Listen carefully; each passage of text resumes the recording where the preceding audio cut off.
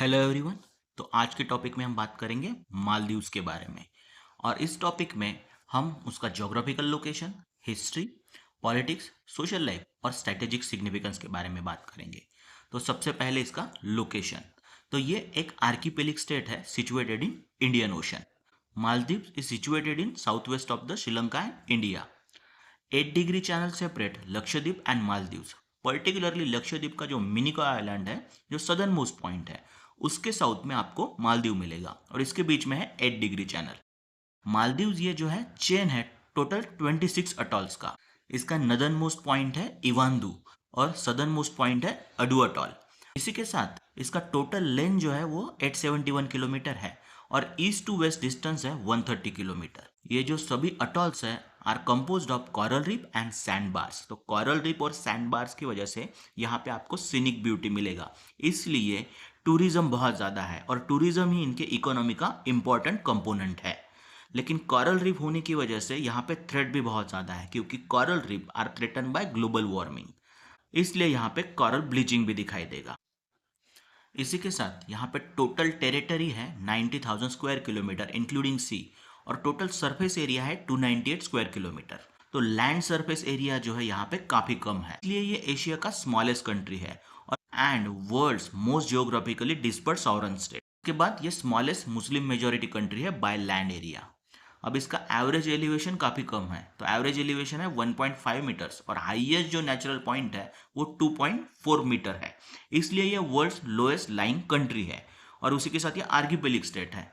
तो आपको यहाँ पे एक चीज़ समझ में आ जाएंगी कि ग्लोबल वार्मिंग की वजह से जो राइज हो रहा है सी लेवल में, ये इंपॉर्टेंट थ्रेट है मालदीव्स को। एक्सपर्ट्स ने ऐसा कहा है कि by end of this century Maldives overall पूरा ही सबमर्ज हो सकता है। तो ये एक इंपॉर्टेंट थ्रेट है। ज्योग्राफी में और एक इंपॉर्टेंट पॉइंट है, Maldives is part of Lakshadweep Maldives Chagos group of islands. और लक्षद्वीप, मालदीव्स और छागोस एक इको रीजन फॉर्म करते हैं। और इंटरेस्टिंगली कुछ सालों पहले ये सभी जो आइलैंड्स है यहाँ पे मालदीव्स और लक्षद्वीप, इनको कंबाइनली ही लक्षद्वीप बोला जाता था। नेक्स्ट देखते हैं एक्चुअली मालदीव्स का मीनिंग। तो according to legends first settler जो थे मालदीव्स में, देवर देवीज। तो देवीज यहाँ पे आपको इथनिसिटी मिलेगा। यहाँ पे जो फर्स्ट किंगडम था मालदीव्स का was known as Divamari. 3rd century BC में जो यहाँ पे एमिसरीज थे, उन्होंने नोट किया था कि मालदीव्स का नाम था दीवा महल। उसके बाद संस्कृत में माला मीन्स गार्लैंड होता है, द्वीप मीन्स आइलैंड, और इसे ही एक्चुअली मालदीव्स को जो है गार्लैंड ऑफ आइलैंड भी कहा जा सकता है। तो ये एक वन ऑफ द इंटरप्रिटेशन है। इसके बाद मालदीव्स ये आप नाम आज जो देख रहे होते हो वो ब्रिटिशर्स ने दिया है, एंग्लिसाइज्ड वर्जन है। अब शॉर्ट में इसका हिस्ट्री कवर करते हैं। तो सेटलिंग होने के बाद यहाँ पे 3rd सेंचुरी बीसी में बुद्धिज्म का स्प्रेड हुआ during the time of emperor Ashoka's expansion, और 12th सेंचुरी तक यहाँ पे बुद्धिज्म डोमिनेंट रिलीजन बना।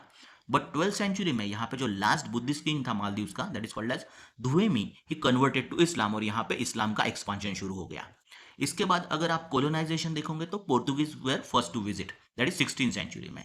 बट जैसे ही उनका एस्टेब्लिशमेंट शुरू हुआ तो उन्होंने क्रिश्चियनिटी को भी इम्पोज करना शुरू कर दिया, इसलिए उनके अगेंस्ट यहाँ पे रिवोल्ट हुआ और पोर्तुगीज यहाँ से बाहर हो गए।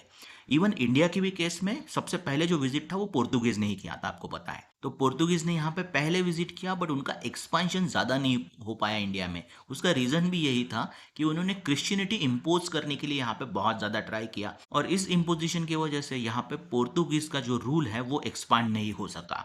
तो मालदीव्स में ये जो रिवोल्ट था, it is celebrated as national day. इसके बाद 18th सेंचुरी में यहाँ पे डच आए, उन्होंने पोर्तुगीज को रिप्लेस किया। बट यहाँ पे मेजर पावर आएगा अभी ब्रिटिश, और 18th सेंचुरी के एंड में ये मालदीव जो है ब्रिटिश प्रोटेक्टरेट बना। बट 1965 दैट इज 26 जुलाई को मालदीव्स को इंडिपेंडेंस मिला। और यहाँ पे अभी पॉलिटिक्स में आपको ध्यान में रखना है कि 26 जुलाई 1965 को यहाँ पे इंडिपेंडेंस मिलने के बाद कॉन्स्टिट्यूशनल मोनार्की आई। बट कुछ सालों में यहाँ पे क्या हुआ, रेफरेंडम हुआ 1968 में, और यहाँ पे रिपब्लिक डिक्लेयर किया गया। अभी मालदीव जो है इस्लामिक रिपब्लिक है। Islam is official religion of the Maldives. अब जानते हैं मालदीव्स के सोसाइटी के बारे में बेसिक इन्फॉर्मेशन। तो यहाँ पे जो है मेजर इथनिक ग्रुप है वो दिवेयन है, इसे हम मालदीवियंस कह सकते हैं।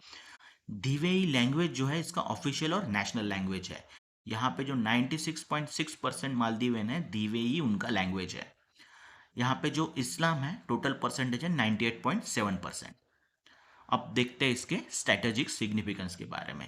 तो स्ट्रेटेजिक सिग्निफिकेंस में ऐसा कहा गया है कि ये इंपॉर्टेंट पॉइंट है।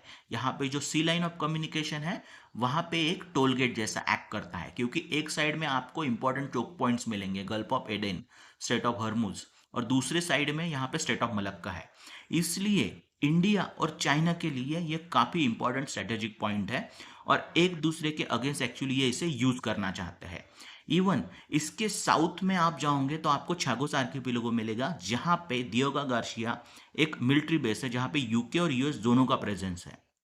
इसलिए मालदीव्स में अगर इंडिया चाइना इनका प्रेजेंस नहीं है तो मे बी फ्यूचर में दूसरे पावर्स भी यहाँ पे एक्सपांड हो सकते हैं। इवन 1988 में जब ऑपरेशन कैक्टस हुआ था तो इंडिया ने बहुत ही फास्टली एक्ट किया था, क्योंकि रीजन था कि अगर यूके, यूएस, सिंगापुर या फिर पाकिस्तान यहाँ पे अगर इनिशिएटिव लेते थे तो फिर उनका भी मिलिट्री बेस बनने के चांसेस थे, और इस हेल्प की वजह से इंडिया का वहाँ पे प्रेजेंस बना रहा। तो काफ़ी स्ट्रेटेजिक लोकेशन है मालदीव्स का। सी लाइन ऑफ कम्युनिकेशन के साथ साथ ही सर्विलेंस और एंटी पायरेसी ऑपरेशन के लिए भी ये काफ़ी इंपॉर्टेंट पॉइंट है। So that was strategic significance of Maldives. So that was overall topic of Maldives. Thanks for watching UPSC Brainstorming. Also subscribe the channel.